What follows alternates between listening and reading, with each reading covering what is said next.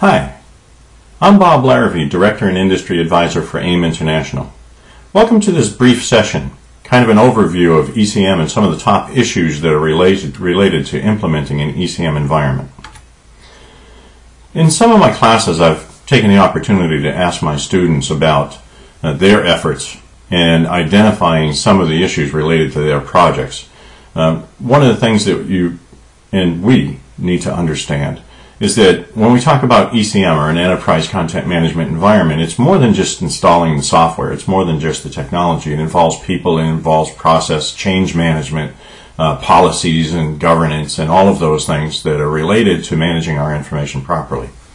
So at this time, I'd like to present to you the top 5 implementation issues that I've been able to identify. So the number 5 top issue, underestimating the effort that it takes to migrate content. So migration of content, not just in electronic form, but also in paper, so conversion of paper to a digital state. So the electronic aspect, it's moving from shared drives and emails, also from your smartphones and tablet PCs, information that lives everywhere in your enterprise, bringing that into a central repository. So migrating your content from those digital landfills, so to speak, into a more controlled environment. And that's really what ECM is all about. And then the paper aspect, being able to convert that paper, that physical information, into a digital form. The challenges with paper, of course, is sheer volume. You know, you have warehouses full of information, full of paper-based information. Do you really want to take all of that information in one time? Or do you want to do it as a day-forward implementation, for example, where you only digitize those things that you need and then destroy the paper copy if you're allowed to do so legally? And then, of course, the condition of the paper. You know, what condition is it in? Is it good? Is it recent? Or is it 50 years old and maybe it's fragile? The other aspect of paper-based or physical-based information, what is its size? So is it a standard 8.5 by 11 or A4, or are we getting into the large format drawings and Mylar, for example? So the idea of migration and underestimating the amount of effort that it would take to move that information from those different places back into a single repository. The number 4 issue, uneven use, poor procedures and enforcement of your policies and procedures. So one of the things that we need to understand is that ECM will change the way that we work. And once we've identified that, then we need to address the process and the people aspects of things. So process, just the mere fact that we're introducing a new technology, changes the way that we're going to work with the information, but also with each other. And the people aspect of this gets into a kind of a change management issue, a cultural issue, which we'll talk about a little bit later. But the idea that we put these policies and procedures in place, we put this new technology in place, now we have to be able to adapt to be able to use that correctly. And this goes from the top down. It's the enforcement aspect of it is, you know, you can't put it out there and just hope that people use it. You have to enforce its use. And so one of the things that we look at is, you know, people get used to the way that they work. And so something that's unfamiliar, they may not want to do that. So sometimes we have to eliminate those alternatives. You know, the alternatives are still there. If we want to reduce our print media, for example, or the amount of information that we're printing, then maybe we have to turn off those printers or limit the functionality, limit the print capabilities to only certain individuals. And the idea of personal storage, maybe we're going to have to limit the amount of personal storage that we have. So if we're saying that we want a central repository for all our corporate information, then perhaps what's going to happen is we're going to have to limit the amount of storage that each individual can have on their shared drives out in the network. The number 3 issue is internal politics. So when we talk about internal politics, we look at things like lack of support from senior management or peer groups. This could be the result of perhaps the company or the organization has already done this once. You know, we've been there, seen it, done it, didn't like it.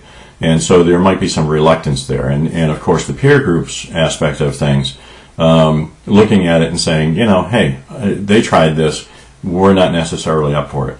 So dealing with internal politics, or maybe even changing priorities. Maybe ECM isn't viewed as a mission critical or business critical aspect. And so what we need to do is gain that support, right, to position it in such a way that it presents the value and the benefit. Or maybe there's just no perception that there's a strategic value in this at all. What do we gain from this in the long term? This gets down to the idea of return on investment, cost of doing business. I always like to add this third element called cost of failure. So the return on investment, what do I get back for my money? The cost of doing business means we need to keep this going. We need to do this to stay fresh and relevant. The third element is if we fail to deliver, if we fail to do what we're supposed to do as an organization, then what exactly does that mean? Maybe lost sales or things along those lines. The number two issue, lack of training for our internal staff. So users, processes and policies are put in place, applications are put in place, but we're not exactly training our users or our employees properly with this. And so one of the things that I look at is just in time training, that if you're going to do something, don't train somebody a year out before they actually get it. Train them as close as you can.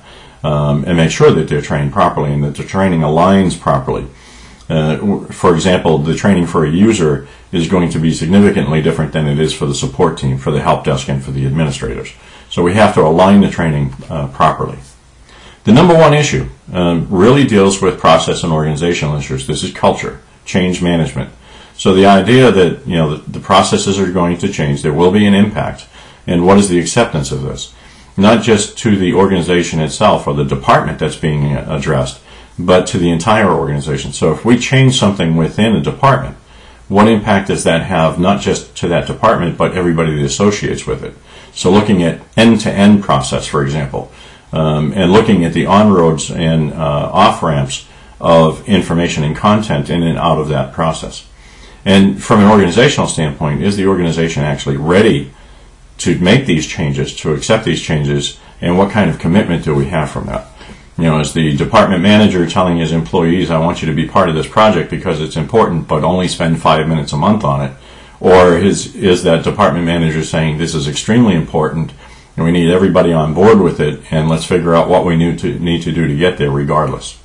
So some really big issues and some really different approaches to doing this. And the most successful ones, of course, are the ones that are in a positive state. So what do we do about all this? Well, first, conduct an information survey and figure out what you actually have.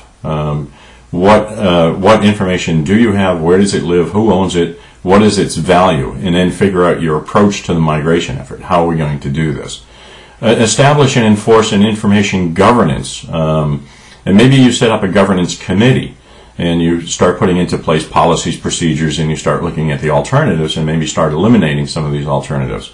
And then also determine how you'll monitor and what actions you'll take if you find any discrepancies in that. When we talk about project sponsorship, align the goals of your project to meet the strategic initiatives of the organization. If what you're doing doesn't support the organization as a whole, then why are you doing it? So go to senior management, get an idea of what the vision is of the future. Talk to the users, get the IT folks involved. Develop a communication and training program that aligns to this and supports that project as a whole. And look at possibly developing a cross-functional project team. Even though it's a project perhaps for human resources, get the finance people on board, get the marketing people on board, and leverage their expertise. Marketing folks are masters at communication. Try to leverage some of that experience internal for you. Okay? So, that's it in a nutshell, the top 5 issues that we've been able to identify. If you'd like to learn more about this, maybe perhaps even get some professional guidance and training on this, give us a call today. Call at 301-755-2686 here in the U.S. or 44-1905-727-600 in the UK. Or you can visit us online. You can go to www.aim.org/training, and you'll find a list of all of our programs out there. The schedules, the locations, the costs, they're available to you in class, in a classroom setting with an instructor, or you can get them online. If you'd like to follow me and kind of keep track of what I'm up to, you can follow me on Twitter at Bob Larrivee, or shoot me an email if you have some questions at blarrivee@aim.org. Certainly do welcome your feedback, and I look forward to hearing from you sometime in the near future. Thanks for spending these few minutes with me, and I hope you enjoyed it, and I hope to see you again sometime soon.